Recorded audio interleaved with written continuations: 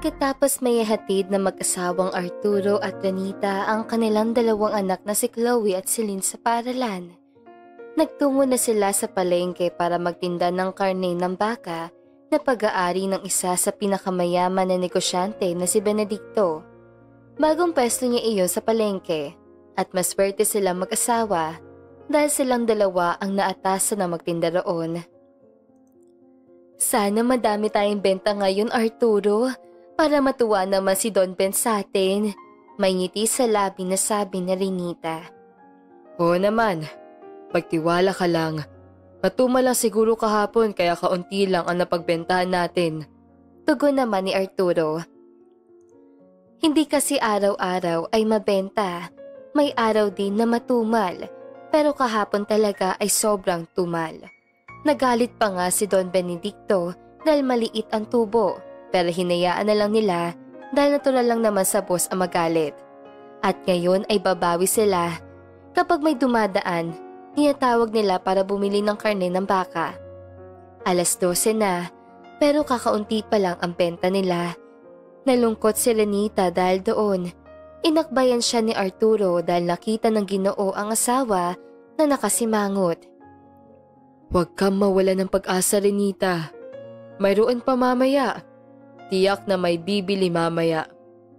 Pagpapalakas loob ni Arturo, bumuntong hininga naman sa Renita. Kinakabahan lang ako dahil baka mamaya mapagalitan na naman tayo ni Don Benedicto. Nakakahiya, sagot naman ni Renita. Maski din naman si Arturo ay kinakabahan na wala silang benta ngayon. Baka pati sahod nila maapektuhan. Hindi lang sahod, baka alisin sila sa pagbebenta. Iyon ang ayaw niyang mangyari, lalo na at nag-aaral ang dalawa nilang anak. Malapit na silang tumuntong sa kolehiyo, hanggang isang ale ang pumasok sa loob at tumingin ng mga karne. Kaninong karnehan to? May nabanggit kasi na may pwesto rito si Benedicto, tanong ng ale. Opo, ito nga po yun, ma'am. Bili na po kayo. Sariwa po yung karne. Sagot at alok ni Renita. Naningkit ang mga mata ng ale. Hindi ako bibili ng paninda ni Benedicto.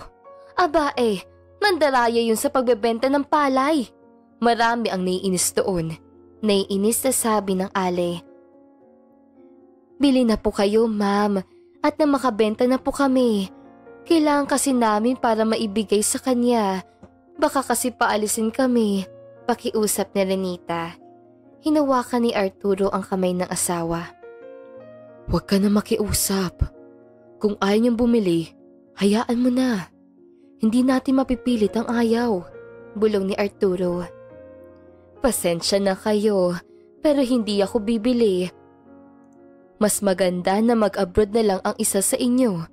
Tutulungan ko kayo. Sandali at may ibibigay ako sa inyo. Wika ng ale at may kinuha sa bag. May iniabot kay Renita na maliit na papel. Sa Korea yan. Naghahanap sila ng farmers. Malaki ang kita riyan at tiyak na makakaipon kayo ng pangnegosyo ninyo at pampaaral ng mga anak ninyo. Mas maganda yan kaysa rito kayo magtinda. Babaratin lang kayo ni Benedicto. Kapag nakapag-isip-isip na kayo, tawagan niyo ko. Paliwanag ng ale tsaka umalis na. Kinuha ni Arturo yon at pinasa. 40,000 pesos ang pwedeng kidai sa Korea, Nita. Malaking tulong to sa atin. Pasok pa ako sa edad na kailangan nila. Ano sa tingin mo? Tanong ni Arturo sa asawa. Pero mapapalayo ka naman sa amin. Alam mo naman na kahit mahirap lang ang buhay, ang mahalaga ay magkakasama tayo. Tutol ni Renita. Bumuntong hininga siya. Ayaw niyang nakikitang malungkot ang asawa. Sinabi na lang niya na pag-iisipan niya. Sa ngayon, focus muna sila sa pagtitinda. Sumapit ang 6:00 ng gabi pero kakaunti lang ang bumili. Ang inaalala nila baka masira ang mga karne at sa kanila i-charge. Pero baka hindi na masiguro. Umuwi na sila at nagpunta sa bahay ni Don Benedicto. Nagalit ito dahil kakaunti lang ang benta nila. Bayaran ninyo ang kalahati ng hindi nabentang karne. Galit na sabi ni Don Benedicto. Nanlaki ang mga mata ng mag-asawa. Hindi akalain na i-charge iyon sa kanila. Saan naman kaya sila kukuha ng perang pambayad sa karne? Sa dami niyan, hindi nila mauubos. Walang nagawa ang mag-asawa dahil ipinilit ni Benedicto na bilhin iyon. Pero bigyan niyo kami ng ilang linggo para maibigay ang bayad. Ipapautang na lang namin sa aming kapitbahay. Pakiusap ni Arturo. Tama nga ang Ale. Hindi maganda ang ugali nandun. Pumayag naman andon. Dapat sa loob ng 1 linggo ay mabayaran na nila yon. Ipinautang nila yon sa kanila mga kapitbahay. May ilan na nagbayad at may ilan na sa susunod na linggo babayaran. Renita, mangingibang bansa ako. Kung dito na sa Pilipinas, tiyak na hindi tayo aasenso. Kailangan ko makipagsapalaran hanggang sa makiipon tayo. Hinging permiso ni Arturo. Walang nagawa si Renita kundi ang pumayag. Naiintindihan ko, Arturo. Hindi naman ako pwedeng magtrabaho dahil may mga anak tayo nag-aaral. Payag na ako kung ito ay para sa ating pamilya. Payag ba kayo mga anak? Tanong ni Renita. Pumayag naman ang mga ito basta para sa pamilya. Ilang taon lang naman ang titiisin nila. Napangiti ang mag-asawa dahil naiintindihan sila ng kanilang anak. Nagabing yun, tinawagan ni Arturo si Odessa, ang Ale na nag-alok sa kanya na mag-abroad. Kinabukasan, nagpunta si Odessa sa bahay ni Arturo. Tutulungan siya na makapag-flight agad. Habang hinihintay yun, binigyan siya ng pera na pantustos sa kanyang pamilya. Labis na nagpasalamat si Arturo. Para habang naghihintay ka, ay may gagamitin ka. Babayaran mo naman yan kapag sumahod ka na. Umalis na ba kayo sa talipapa ni Benedicto? Tanong ni Odessa. Umiling si Renita at ito na ang nagkwento sa nangyari kahapon. Ang sama talaga ng ugali. Hindi na lang ibinigay sa'yo. Hindi pa siya natatakot sa karma? Tanong ni Odessa habang napapailing. Kumuha ito ng 3,000 sa pitaka at ibinigay sa kanila. Ibayad nyo na yan sa kanya para mabayaran nyo na at wala na kayong iniisip. Muli nagpasalamat ang mag-asawa. Pagkatapos magmerienda, nagpaalam na si Odessa. Lumipas ang mahigit 1 buwan ay nakatanggap na magandang balita si Arturo. Sa susunod na linggo na ito mag-flight papuntang Korea. Masayang masaya ang kanyang asawa at mga anak. Dumating ang pag-alis niya at emosyonal siyang nagpaalam sa kanyang pamilya. Nangako siyang tatawag sa kanila. Alagaan niyo ang nanay niyo ha. Huwag niyo siyang bibigyan ng sakit ng ulo, Chloe at Celine. Paalala ni Arturo. Tumango at nangako ang magkapatid. Kasama niya si Odessa na pumunta ng Pampanga. Huminga si Arturo ng malalim na makaupo siya sa loob ng eroplano. Tinignan niya ang cellphone kung saan naroon ang litrato nila magpamilya. Kaunting tiis lang. Magkakasama tayo. Pinapangako ko na gagawa ako ng paraan para makaahon tayo sa kahirapan. Determinadong sabi ni Arturo. Nagsikap si Arturo sa pagtatrabaho para sa kanyang pamilya. Ginawa niya ang buo niyang makakaya sa trabaho. Kapag gabi, nag-uusap silang mag-anak para kamustahin ang isa't isa. Huwag po kayo magpapakapagod, tay ha? Alagaan niyo lagi ang iyong sarili at huwag magpapalipas ang gutom. Biling ni Chloe, ang kanyang panganay. Ngumiti siya at tumango. Oo naman anak, hindi pa babayaan ni tatay ang sarili dahil uuwi pa siya dyan para makasama na kayo. Nagkwentuhan pa sila hanggang sa magpaalam na siya dahil matutulog na siya. Mabilis lumipas ang panahon at naka-1 taon na sa Korea si Arturo. Masaya siya dahil nakakapag-ipon na sila mag-asawa. Pag-uwi niya ay mag-aalaga sila ng baka at kambing. Yun kasi napag-usapan nila ni Renita. Malaki ang kita sa pag-aalaga ng baka, kambing at baboy. Bibili din sila ng lupa. Ngayon pa lang ay excited na siya na magsimulan ang negosyo. Dumating ang araw ng pag-uwi ni Arturo ng Pilipinas. Pag-uwi niya, sinalubong siya ng kanyang pamilya sa Pampanga. Hindi niya akalaing nasasalubungin siya ng mga ito. Naroon si Odessa dahil nagpresenta na gamitin ang sasakyan ng ginang. "Babalik ka pa ba sa Korea?" tanong ni Odessa. Umiling si Arturo. "Hindi na po. Mag-aalaga na lang kami ng hayop ni Renita. Gusto kong makasama ang pamilya ko," tugon ni Arturo. Ngumiti naman si Odessa at nagyaya ng umuwi. 1 linggo na si Arturo sa Pilipinas, kaya nagpasya na sila mag-asawa na bumili ng hayop na alagaan. 3 baka, 5 kambing at 5 baboy. Nagtulong-tulong silang dalawa kasama ng ilan nilang kamag-anak hanggang sa lumaki ang mga yon at ibinenta. Tumubo ng malaki si Arturo. "Balita ko, bumabagsak na si Don Benedicto. Benedicto pala. Hindi na Don kasi naghihirap na," sabi ng pinsan niya si Lucas. Napatingin si Arturo sa asawa. "Anong nangyari? At naghihirap na siya? Bumagsak ba ang negosyo niya?" tanong ni Arturo sa pinsan.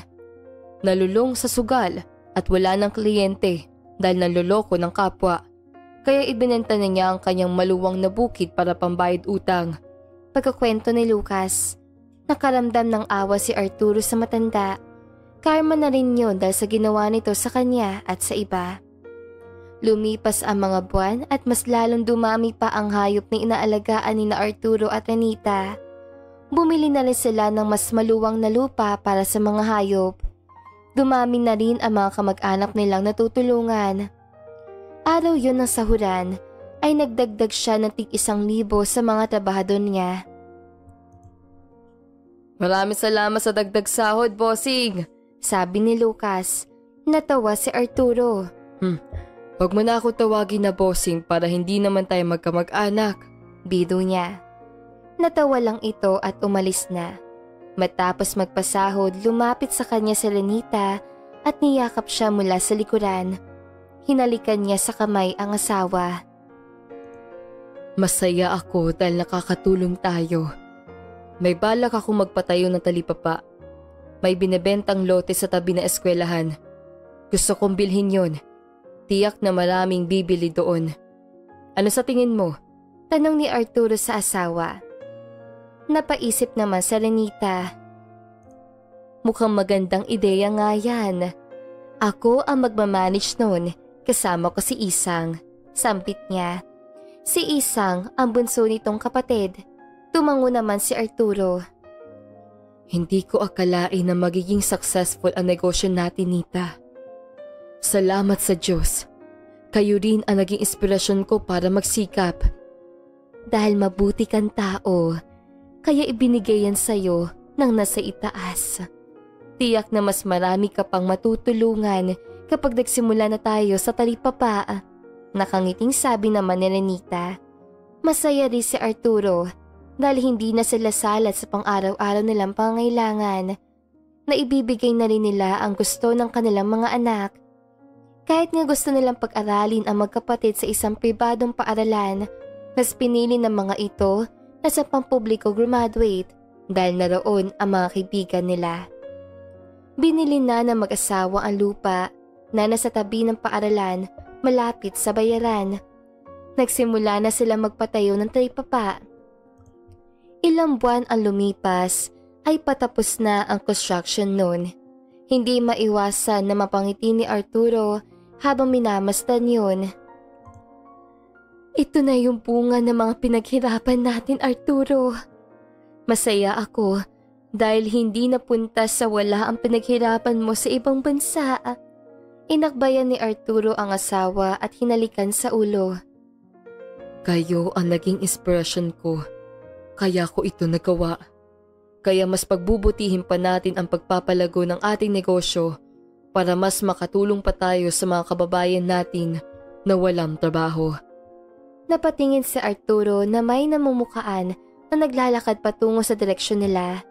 Walang iba kundi si Don Benedicto. Lumapit siya sa Ginoo. Don Benedicto, kamusta po? Tanong ni Arturo. Ito, nawala na lahat ng mga ari-arian ko. Kinarma ako dahil sa ginawa ko sa inyo. Kaya heto, naghihirap ako. Mabuti ka pa. Malayo na ang narating mo. Masaya ako para sa'yo. Sabi ni Benedicto at umalis na sa harapan niya. Nagkatinginan sila ni Renita. Lumipas pa ang ilang linggo at tapos na ang talipapa. Nagsimula na silang magbenta ng karne ng baka at baboy. May ilan na nagrenta ng pwesto. Graduate sina Chloe at Celine with honors. Tay, pasensya kung with honors lang kami. Hayaan ninyo, pagbubutihin namin ang pag-aaral sa kolehiyo, pangako ni Chloe. Anak, wala sa akin kung with honors ang nakamit ninyo. Masaya na ako doon. Ang mahalaga, graduate kayo at nag-aaral mabuti. Huwag niyong i-pressure ang sarili niyo. Ang mahalaga ay makamit ninyo ang mga pangarap ninyo sa buhay. Nandito lang kami ni Nanay Renita niyo para suportahan kayo. Nakangiting sabi ni Arturo. Naiyak ang magkapatid at niyakap ang kanilang ama. Mahal na mahal po namin kayo, Tay. Pangako, magtatapos po kami ng pag-aaral. Pangako ni Celine. At dito na nga po nagtatapos ang magandang istoryang ito. Maraming salamat mga kakwentuhan! Huwag niyong kalimutan mag-like at subscribe at pindutin na rin ang notification bell para lagi kayong updated sa ating kwentuhan. Hanggang sa muli, paalam!